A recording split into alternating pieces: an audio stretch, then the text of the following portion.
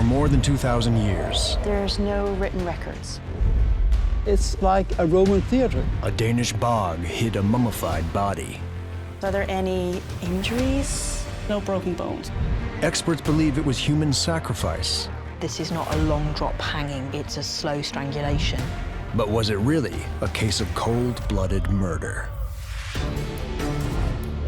Murder is a crime as old as time. We've got the skeleton here. What can the bones tell us?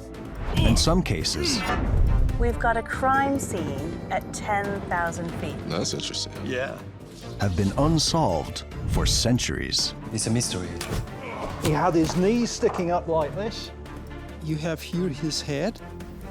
Now, archaeological geneticist Professor Turi King It tells us something about our past. and top homicide cop Rod Demery I've seen hundreds of murders, and it's all about putting that puzzle together with the evidence. are finally unearthing the truth So this could be an axe? Sure. buried in these ancient mysteries. Whether it's now or 1,500 years ago, I still want to know what made this person do what they did.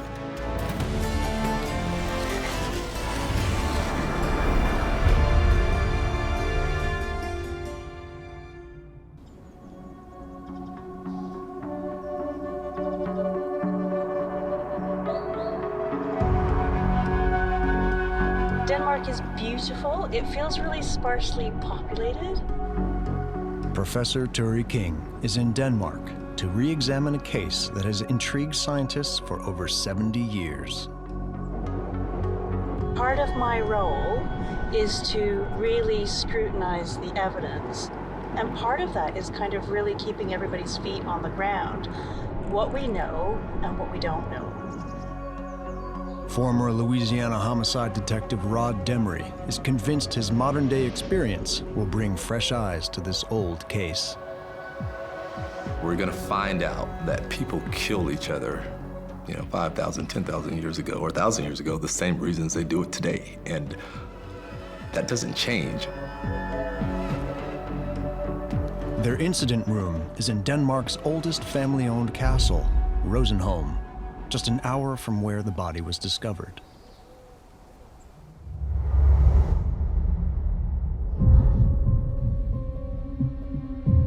This is an archaeological celebrity. This is Tollund man. Oh, wow. Very little decomp. Yeah. Discovered in a marshy wetland or bog near the village of Tollund, the remains were so perfectly preserved that the police thought it was a recent case, until archaeologists found out otherwise. They've actually managed to do the radiocarbon dating, so they've got him to 380 to 405 BC, over 2,000 years old. Dating it to the early Iron Age. So do you know very much about the Iron Age? Not a lot. Okay, so it's a time when here, there's no written records. Around this time, the Romans were starting to expand across Europe. The Danes were living in small tribal communities. They were prodigious craftspeople, with many of their artifacts surviving today. But nothing quite as extraordinary as the Tollund man. He's really unusual in that he still has the murder weapon with him. Oh, yeah. It looks like a ligature. Probably hanged. Having an intact murder weapon after 2,500 years is a rarity. Now, that's typically associated with a hanging, a lynching, some sort of asphyxiation, possibly a suicide. Since his discovery in 1950, most archaeologists have come to another conclusion. Of course, the killing of human beings was a familiar way of promoting the fertility of crops and so on in ancient times, and he may have been sacrificed. Yeah, well, they call it sacrifice. I consider it a murder. When you take someone's life for whatever reason, just plain old murder. So maybe there are other ways to look at this. I think it'd be interesting to explore that. After unearthing the body, archaeologists took it from the crime scene to the nearby town of Silkeborg. In a process taking 6 months, the bog water in his cells was replaced with beeswax.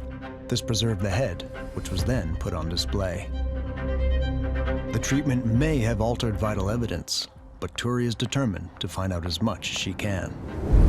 I absolutely love the detective work involved in my job. I love the taking all of the strands of evidence together to piece together a picture of what's happened in somebody's life and how they've died. Archaeologist Nina Helt Nielsen has access to some of the surviving remains,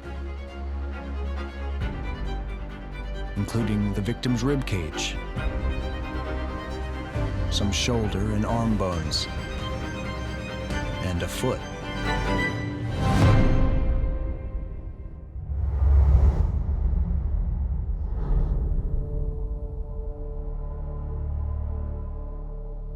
Nina, the really amazing thing about Tollund Man is just how well preserved he is.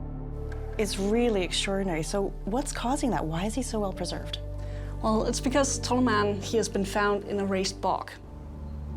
Raised peat bogs are formed by the buildup of layers of sphagnum moss fed by rainwater. The moss removes nitrogen and oxygen from the soil, increasing acidity. With few nutrients in the soil, the bacteria that are vital for decomposition starve and die, making peat bogs ideal for mummifying any organic matter that gets thrown in. After he had been excavated at the National Museum, he was taken to the hospital where they did an autopsy. So they could see, for instance, that he was 30 to 40 years old, about 161 centimeters high. They also took out the stomach and the intestines in one piece with the contents inside. Wow. Because that's, of course, the content would be the remains of the last meal.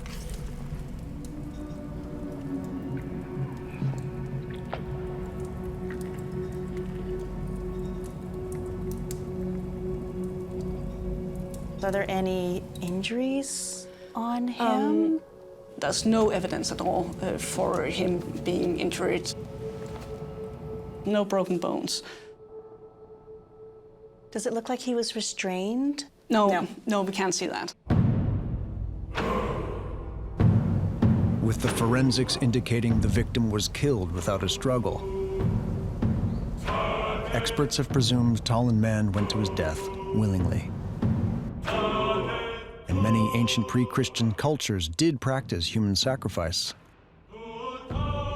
believing they'd receive better crops or fertility, be victorious in battle, or stay safe from natural disasters. But with hundreds of real-life murder investigations behind him, Rod suspects the experts are wrong. When it comes to ritualistic sacrifice and willing victims, I don't think that's true. To stand up and say, you know what, hey, kill me, so all of you can be better, is kind of a ridiculous notion to me. Pursuing the murder theory, Rod heads to the crime scene, Gjeldskapdale Bog, which still exists 2,500 years later.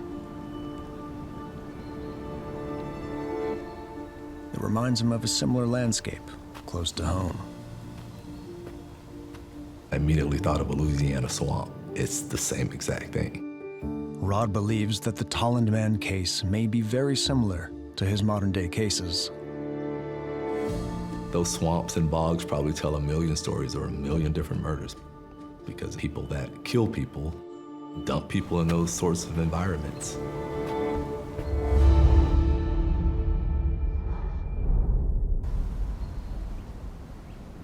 Dr. Ole Nielsen from the Silkeborg Museum takes Rod to where the body was found. This is a newly re-established bog that we see now, so there are a lot of trees that would not have been there in the Iron Age. The first witness you talk to on a homicide is the person who saw the person last. Maybe it's difficult to find out who saw him last, but then the next witness would be someone that knows that community or that history. So this area back in the Iron Age, how different would it have been? I mean, now it's pretty accessible, there are trails, but back then, what would it have looked like? It would have been a big bog. This bog would have been filled with little holes that would be filled with water. So trying to cross it, you would really have to take care. Inhospitable and dangerous, the area where the victim was found would have been hard to reach. And almost 200 feet from solid ground.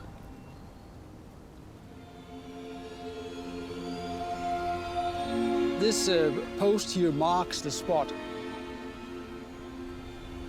The body was found by workers who were digging the peat out of the bog to be dried and sold as fuel. A practice that has been key to survival here since the Iron Age. This is from the finding place. Look here, you have here his head, and here one femur going up, and here down to, this is the foot. Okay, here. yeah, I So, see that. Yeah. Once the remains were uncovered, they were transported to the museum for cleaning. One thing soon became clear. While the victim's hat and the noose survived, there was no other clothing.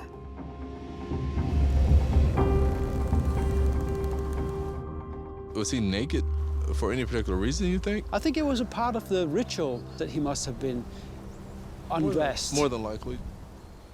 Ole's theory of what led to Tollund Man's death is similar to other experts.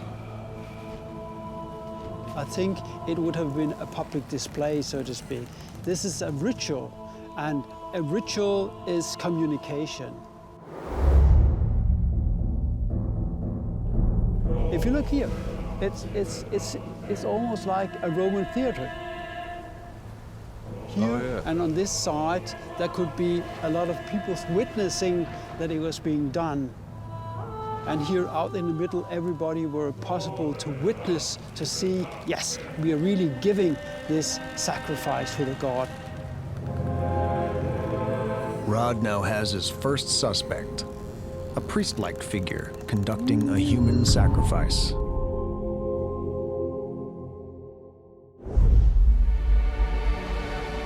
But for him, any sense of ritual hides the killer's true motive.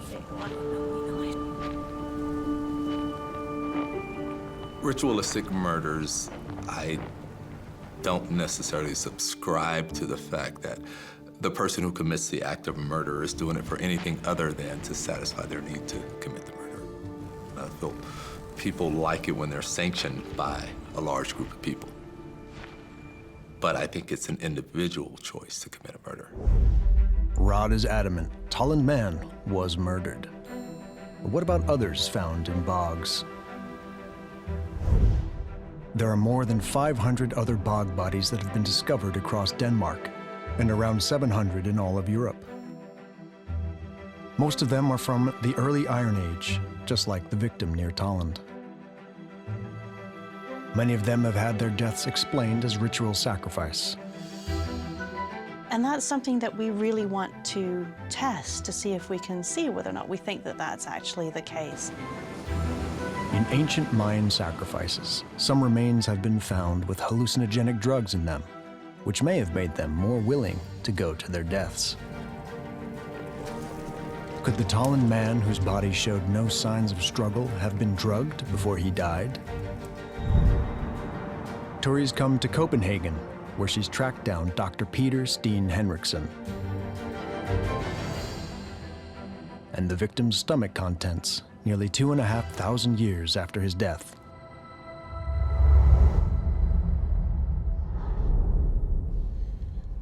This brown sediment here is actually his last meal. Yeah? Yeah. And I've taken some of this and put it under the microscope. We'll try to see. Yeah, how I it would looks. love to. Yeah. Oh, that's so cool. Turi's been fascinated by science ever since she was a young child. My mom was a nurse and my dad was an engineer. So my mom did have all these nursing textbooks around and bought me a microscope very early on. I think I've just always been interested in science, medicine, history, And now I get to work in a field where I get to bring all of those things together.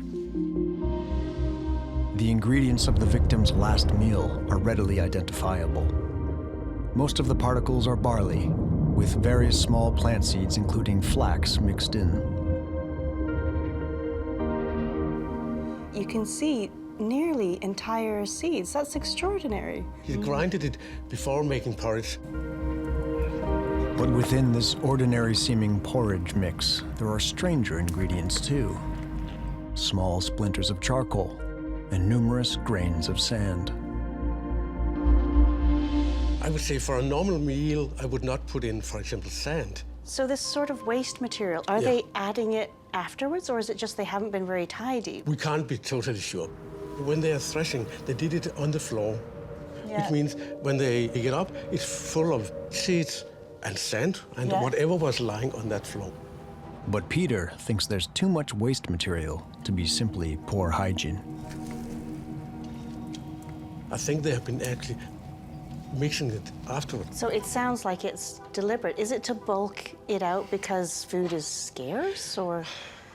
I don't think so. I think it's actually some kind of ritual meal. The meal is similar to that found in other bog bodies. To discover if the Tollund victim is typical of other finds in Denmark, Turi is traveling to Vejle, just 40 miles south of the crime scene, where another well-preserved bog body has been found. She's meeting curator Charlotte Lindblom. Well, this is a very interesting bog body. It was actually the first one found in Denmark in 1835. Found and kept complete, the female body, dubbed Haraldsskar woman, after the place she was found, looks very like the Tollund man. It's not so clear when you see her now, but you can see it on the back of her neck. She was hanged or garroted. And there's another similarity too. From the descriptions at the moment she was found, that she was naked. Why do you think that is? Well, I think there are two possible explanations. Some kind of a symbolic thing that maybe you come naked to the world, you go naked. Or if it was a murder, it could also be some kind of a humiliation thing. But despite the similarities, there is one crucial difference. Unlike the victim in Tollund, Haraldsskar woman was surrounded by sacrificial objects. Her clothes, cap, and a lock of hair were neatly placed beside her. Her body was also crisscrossed with branches holding her down. How do we know somebody's not just dropped something? Yeah. How do we know it's actually... Because it's very carefully put there. Okay. Hair, piece of hair, like, I don't know the English word for when you just like... You braid your hair. Braid your hair. Yeah. Well, that could be a woman asking for fertility. Haraldsskar woman's relics are convincing evidence of his sacrificial killing. Tollund man has nothing like that. For Turi, it's a turning point. Starting out on this case, I had always gone with the standard archaeological view, which was that Tollund man was a sacrifice. Now I'm not entirely sure about that. Rod's view is still that this is a murder case, and he's working it like he would any other. He's tracking down more witnesses who can tell him about Tollund man's life. He's come to Denmark's largest replica Iron Age village to meet curator and archaeologist Dr. Mads Raven.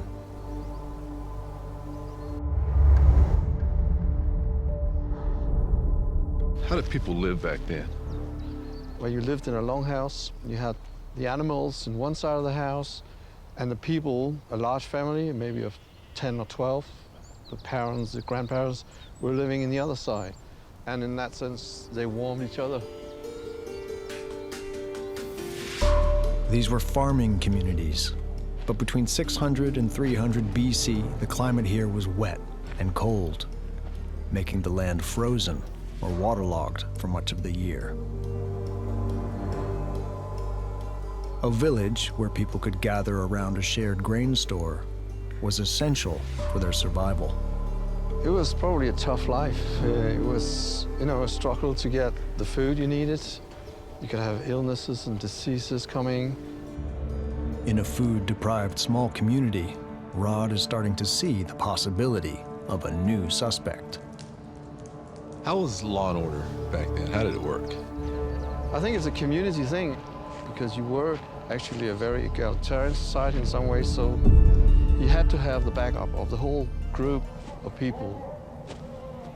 Rod wants to explore the possibility that the victim did something that needed to be severely punished. Could he have even been a murderer himself? So, hanging, was that a criminal punishment? Is that something that was common? Most likely it was. So he could have just been a criminal? Yeah, in the sense of breaking the community laws and the taboos, yes. When you think about it, the person who carried out this killing could be a representation of law. Sort of fixing a wrong, punishing a violator. Rod has his second suspect. For him, a public display of law and order fits with this small community. If all of the people come together and they agree more or less that this person should be punished, hanged, or whatever, then Tollund man's gonna meet that fate. Rod and Turi regroup in the incident room. So what's your thinking at the moment? I think it's probably someone that was murdered for some sort of criminal act. That would be the first thought. But I don't believe it would be a sacrifice. Yeah. It's kind of overplayed. It can be something that I think when you're not quite sure what's going on, sometimes people start to use ritual as a way to go, well, maybe this is a way of explaining it. And that's actually the danger. The fact that they start to romanticize or put a story together that, when you really think about it, doesn't make a whole lot of sense. I think the basic beginning is to find out about the murder. Any deliberate constriction of the neck by a ligature or noose is extremely dangerous and likely to result in death. But in this case, there's an important distinction to be made. Hanging requires a rope strong enough to support the victim's weight. But a strangling only needs a rope strong enough to constrict blood vessels or airways in the neck. To try to rule out one or the other method of attack, Turi and Rod have found Lorne Blom Christanza, a traditional leather worker who is making a near replica of the rope found with Tollund man.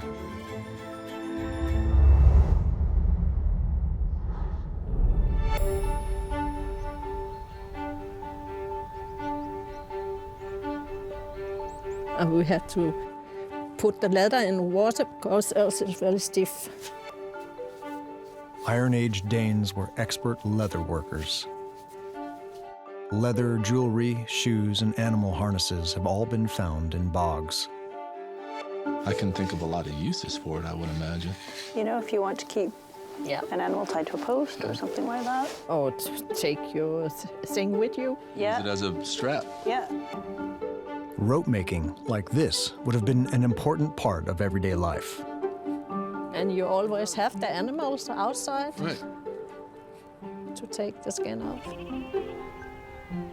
Looks like you got that down to a science. Well, it's very simple.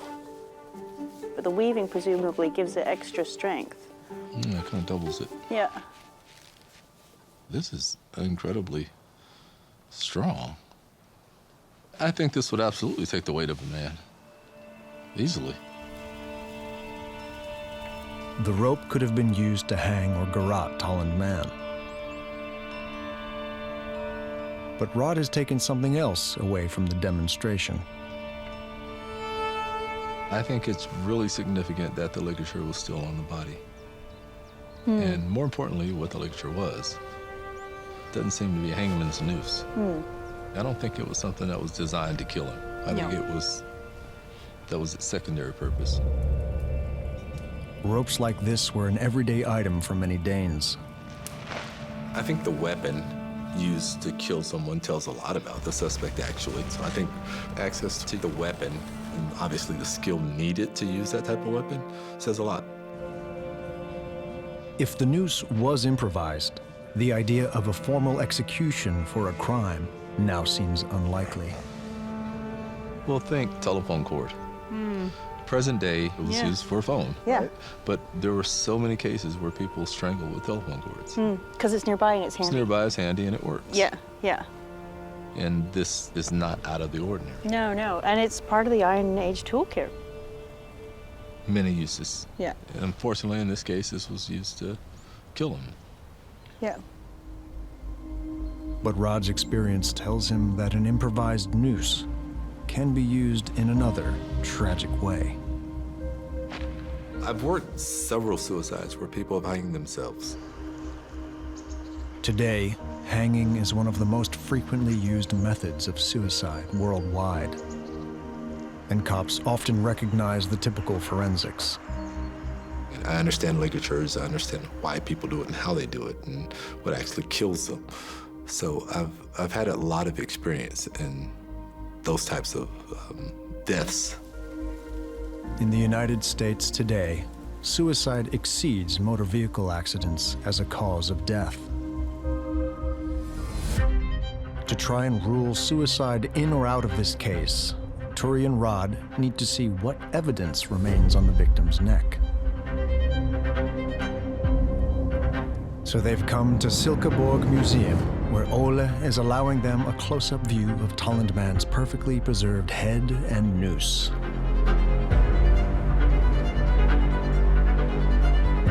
I see remains all the time, but this kind of preservation, it's amazing.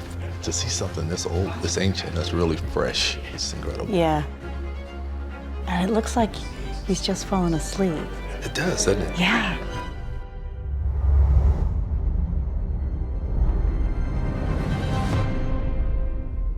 Oh, what can you tell us about Tollund man? You can see him lying like in a sleeping position, but the body is a replica, it's a reconstruction based on the photos from the time when he was excavated. But the noose, the belt, and his wonderful face, this is original. In 1951, scientists replaced the bog water in the head with beeswax, creating probably the best preserved mummified face in any museum on the planet. This is what he's so famous for. A man here looks like a person asleep. The nose is slightly crooked because of the pressure of the peat. Look at his eyes, the eyelids. You can see that the eyeballs are still there because of the curvature of the eyelids. And his lips are preserved, which is very rare with the body. You don't have to be a corpse for a very long time before the lips are destroyed. So this is very, very exceptional to have a face preserved to this degree. Even his facial hair is present 2,500 years after his death. It's believed he was clean-shaven, but death slackened his skin, revealing the hairs. A person that could wake up at any moment, I think. He does. He looks so peaceful, and it's so at odds with how he died. Yes. While the face and noose are original, the museum display has unfortunately hidden important evidence. I'm curious about the ligature. This is the exact position it was found in? Not quite. It was underneath the body. Today, Tollund man lies on his left-hand side. But when he was found, he was lying on his right-hand side. The effects of thousands of years of gravity written on his bones and face. So when the museum made the replica of the body, they displayed it with the more preserved, lifelike side up. We have turned him upside down. And added the noose back on the wrong side so that visitors could see it. Now it's loose and very low down, but originally it was very tight and very, very high up. In the tail end of the ligature? Yeah, that was, it looks like it's been cut off. You can see it on the photos. Frustratingly, the original marks from the noose on the neck are now hidden. On the original body, you can still see the imprint from that. Yeah. It has still have an impression from. Yeah, that was my question. Could you see Yes. it on the skin? Yes, yes. Moving or touching this unique artifact is out of the question, so hands-on forensic analysis is impossible. Tollund Man is extraordinary. I mean, he's incredibly well preserved. But what I want to do next is I want to find out about this injury. Was he hanged or was he strangled? Luckily, there is a way to answer one of this mystery's key questions. In the hope of seeing for herself the marks on Tollund Man's neck, Turi's back in Copenhagen. This time to meet Professor Niels Linderup, whose team has made a 3D scan of the victim's head.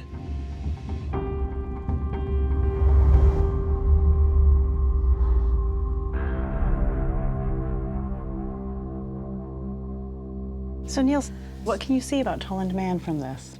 Basically, CAT scanning is sort of an X-ray procedure, but where you get a lot of slices. And this software here then allows us to build a 3D of that given structure. So for instance, here you can see the face. It's incredible, isn't it? The marks Turi needs to see are on the back of the neck.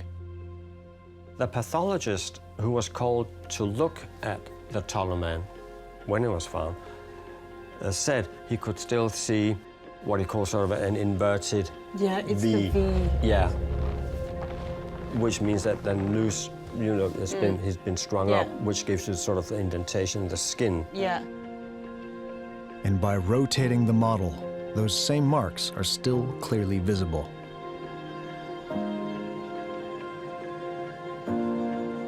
And that means that he was hung. He wasn't like strangulated, otherwise you would have a completely circular indentation. And it's lower down, isn't it? Usually lower down, yeah.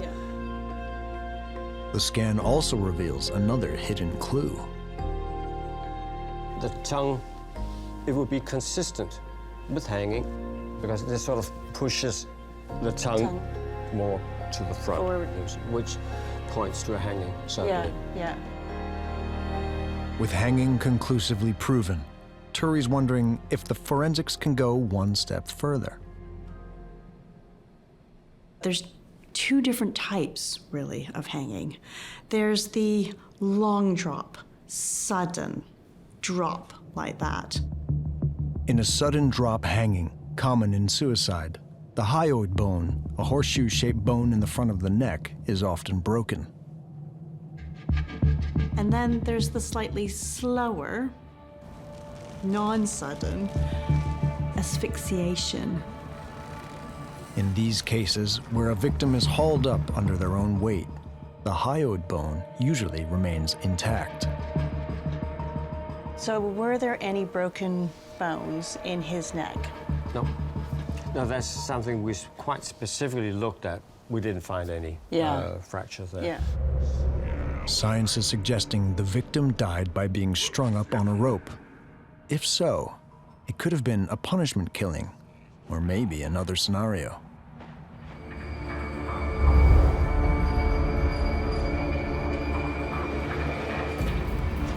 Because of the weight of a fully grown man, Niels thinks there must have been more than one assailant to haul him up. Perhaps a group of people working against him in a mob. Lynchings, for instance, as we know they happened, and we have unfortunate photographs from, you know, when that did happen.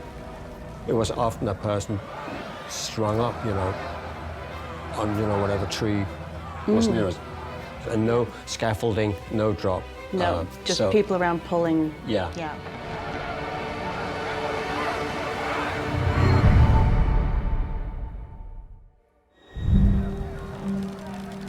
For Rod, the theory brings up a dark chapter in U.S. history. The thing that just immediately comes to mind is the KKK. I mean, they had ritualistic sacrificial deaths, but the victims were still murdered. From the 19th century onwards, the white supremacist Ku Klux Klan lynched and murdered as many as 6,500 Black Americans. They had these rituals where they dress up, they light candles, burn crosses, recite Bible verses, but they were just murdering someone. In late medieval Europe, tens of thousands of people were ceremonially executed in the belief that they were witches. In an insular, tribal world, Rod wonders if the victim might have been considered different because he came from further afield. What I'm looking for is maybe somebody that can say, this group of people only existed in this part of the country and this person was found here. You know, something that's out of the ordinary. Tollund Man has been studied for 70 years, but Turi knows that scientists continue to investigate. I love it because I get to go and meet scientists who are working in areas that I don't normally get to work in.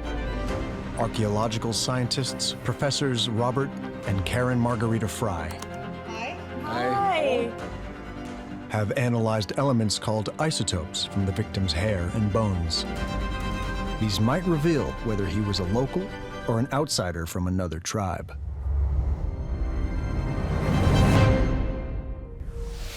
An isotope is one of two or more forms of the same chemical element.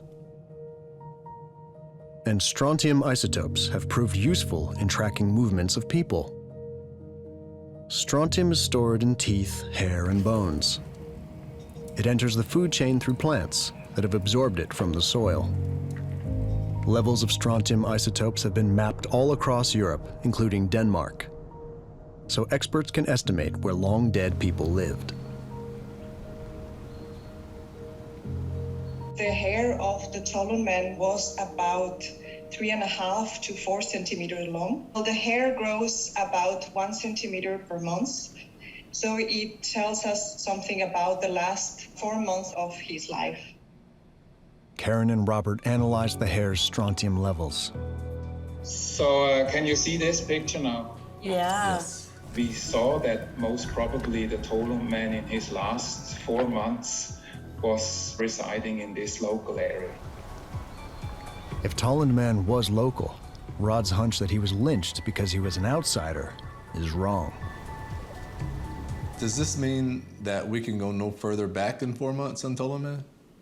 What we did is actually an analysis of the femur. The femur, or thigh bone, grows much more slowly than hair. And strontium found here tells the scientists about the last 10 years of the victim's life. So we can compare the femur signature with that of the hair. And what we could see is that they are different. The femur bone has a lower strontium isotopic signatures than the hair has. And there's not many areas which have so low strontium isotopic signatures. And if you focus on the Tollund man side, here in a red dot, the femur bone has a strontium isotopic signatures which is lower. We would have to then go into the bluish colors. So that's most likely the Tollund man has come from that area to the north, about 50 kilometers away from the site. Well, that was pretty fascinating. It was very interesting. Despite being local in the months leading up to his death, Tollund Man actually spent the majority of his last decade alive outside of the area he was found in. Rod's hunch that the Tollund Man could be an outsider from another tribe now has some evidence. Science is based on fact and things that you can prove. Homicide investigations are based on hunches and instinct and faith. You need the science to validate your hunch or your instinct or your faith. I think they kind of go hand in hand. Certainly a scientist doesn't have the passion for hunting killers. You know, they have the passion for doing science. Rod's instinct that the victim was an outsider means he can now add one more suspect to the list.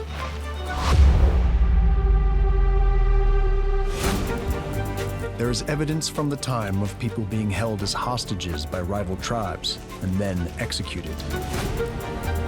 Maybe Tollund man strayed from his local area and was killed because of it.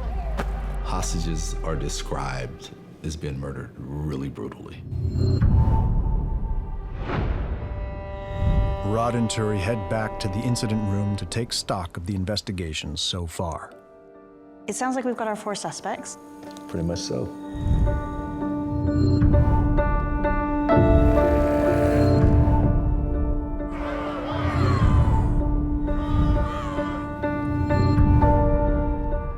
And I suppose all those are very viable. I think our trick now is to kind of narrow it down and see which one fits best. I think that's our challenge. Rod wants to find out more about why and how people were killed back in the Iron Age. It was a violent time. In another bog over 20 miles away, a mass tribal battle grave of up to 380 individuals has been found. A tangle of crushed skulls, naked bodies with their intestines removed, and other horrific injuries shocked the archaeologists who discovered them.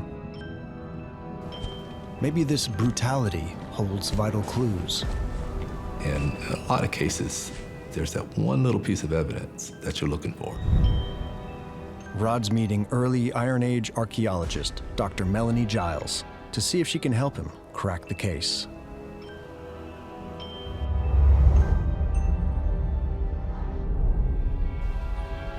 I'm curious, with the violence during that period, what was going on?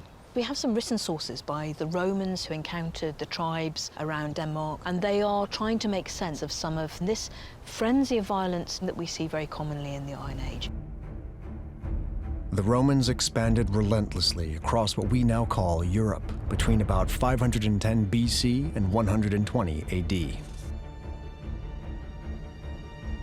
And while they never colonized as far as Germania or Denmark, they did visit and trade. And the tribes they met were both feared and documented by several of their most important authors. One, of course, is Julius Caesar himself.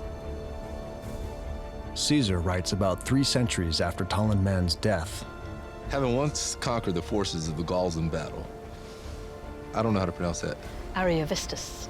Ariovistus is exercising a proud and cruel tyranny, demanding as hostages the children of the great nobles. I make no doubt that he will inflict the severest punishment on all the hostages in his keeping. So this is a passage that tells us that torture and the taking of high-status hostages is part of the power play, part of the way in which those local tribes have authority over each other. Caesar's description of hostages from rival tribes backs up the idea of Tollund man being killed far from home, and even his living locally for the 4 months before his death. Those people who experience suffering and a violent death may actually be from the highest echelons of society, and this may be about rivalries between tribes where honor and renown is earned from that taking of them, parading of them, keeping them alive for a bit, and then finally deciding on the moment of their death. And it's about humiliation for him, and it's about earning honor for yourself.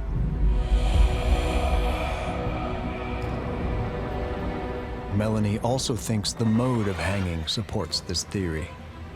This is not a long drop hanging, it's a slow strangulation. And that might be a way of humiliating somebody further.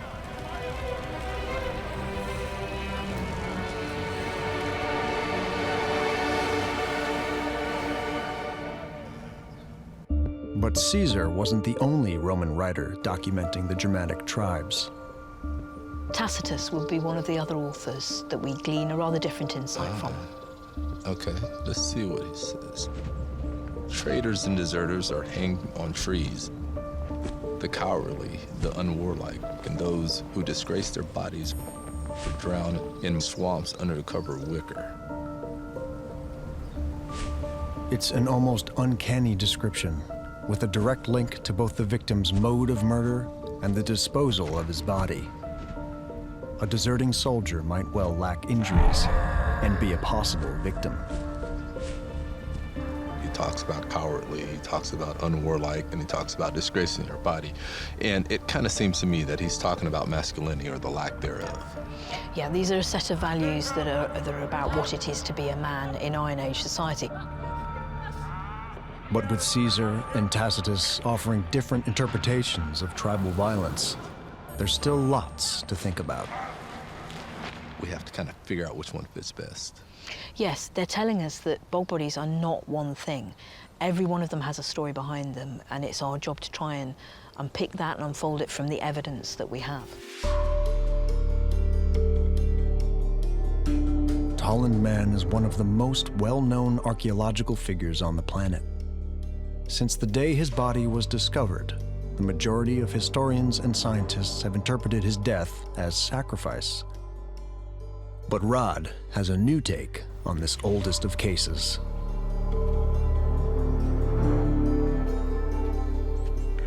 I don't know what historians or archaeologists might think of a homicide detective, especially an American homicide detective. They are from a world of science and academia, and I've worked the gritty streets. I mean, it's like, how do those two things come together? Can Rod find a narrative that makes sense of all the evidence? I think Tollund Man was killed by an angry mob. I think there were some villagers that just didn't like the way he lived, and I think that was punishable by death. It was a person who had a different history, which most likely was deviant from the normalcy of the time. Rod believes the villagers saw him as an outsider. Most likely, the Tollund man had come from about 50 kilometers away from the site. Who acted differently. I think there was probably some sort of group of people. I think they posseed up, found him, and they strung him up. Lynchings, for instance, as we know, they happened on, whatever tree was nearest. It didn't have to be a high distance, just enough to create that unconsciousness. It's a slow strangulation, and that might be a way of humiliating somebody further. The fact that he was disposed of in a bog says a lot about what they thought of him as a person. There's nothing nice about a bog. If you look here, it's almost like a Roman theater. There could be a lot of people witnessing that it was being done. I think it was naked. It could be some kind of a humiliation thing. It feels like a hate crime. I think it's a community thing. You have to have the backup of the whole group of people. And when people are offended, they do things like this. The cowardly, the unwarlike, and those who disgrace their bodies are drowned in swamps.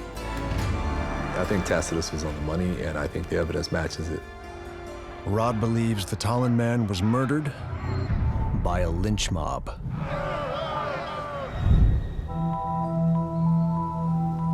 Having come to a 2,400-year-old case with fresh eyes, Rod thinks he's unearthed a story that fits the evidence.